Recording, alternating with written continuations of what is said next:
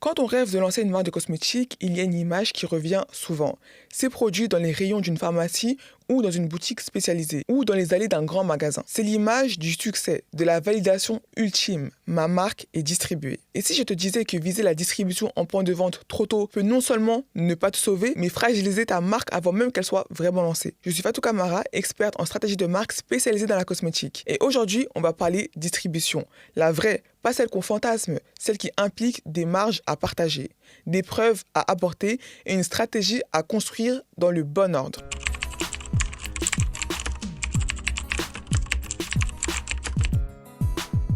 La première chose à comprendre sur la distribution en point de vente, c'est que chaque intermédiaire entre toi et la cliente finale prend une part de la marge. Quand tu vends en direct sur ton site, tu gardes l'intégralité du prix de vente, moins tes coûts. Quand tu passes par un distributeur, ce distributeur prend une part.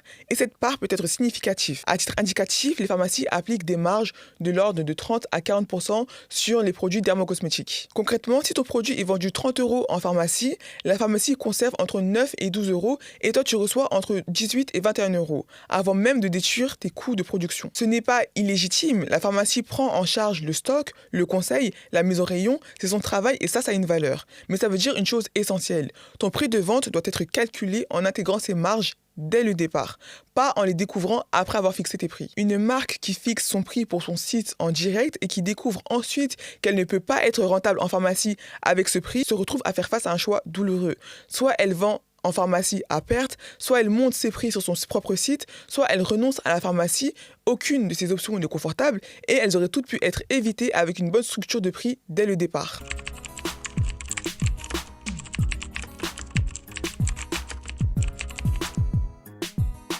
Imaginons que ton prix de vente soit bien construit, que tu approches une pharmacie, une boutique spécialisée, un concept store, voilà ce qu'ils vont te demander. Premièrement, la preuve que ton produit se vend. Un point de vente a un espace limité. Chaque référence qu'il accepte prend de la place dans son linéaire. Cette place a un coût pour lui. Et il n'a donc aucun intérêt à accueillir une marque inconnue qui n'a pas encore prouvé qu'elle trouve ses clients. Ce qu'il veut voir, c'est que ta marque tourne, que tes produits se vendent, que tes clientes reviennent. C'est pourquoi tes résultats sur ton propre site sont ta première carte de visite auprès d'un distributeur. Pas ta belle présentation, pas tes belles photos, tes chiffres de vente réels. Deuxièmement, la preuve que tu vas pousser ta marque. Une boutique ou une pharmacie qui accepte de te référencer ne va pas vendre pour toi. Ce n'est pas son rôle. Son rôle, c'est de mettre ton produit sur son rayon. Mais c'est ton rôle de créer la demande, de faire en sorte que tes clients viennent chercher ton produit chez eux. Une marque qui pense qu'être référencée quelque part va générer des ventes automatiquement va déchanter rapidement. Et troisièmement, la certitude que tu peux honorer tes commandes.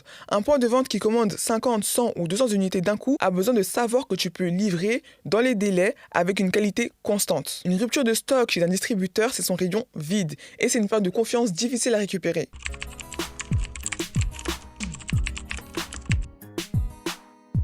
Il y a une illusion très répandue. Une fois que je suis en boutique, les ventes vont suivre. Faux, être listé dans un point de vente, c'est avoir la permission d'être présente. Ce n'est pas une garantie de vente. Dans un rayon de pharmacie, tu es à côté d'autres marques qui dépensent des millions en publicité. Des marques que tes clientes connaissent depuis l'enfance, des marques dont les équipes forment le personnel en officine chaque semaine. Pour exister dans ce contexte-là, ta marque doit être tirée par une demande que tu as créée. Ta communauté en ligne qui vient demander ton produit en pharmacie, tes clientes qui le recommandent autour d'elles, ton contenu qui crée l'envie avant même d'aller acheter. C'est pour ça que ton site internet n'est jamais un canal secondaire. Même quand tu es distribué, même quand tu es en boutique, ton site reste le centre de ta relation avec tes clientes. C'est là que tu contrôles tout. Le message, la marge, l'expérience, la fidélisation. Si tu réalises en m'écoutant que la stratégie de distribution est plus complexe que tu ne le pensais, le bilan offert est là pour ça. En quelques minutes, tu découvres exactement où tu en es et ce dont tu as besoin pour avancer. Le lien est juste en dessous dans la description.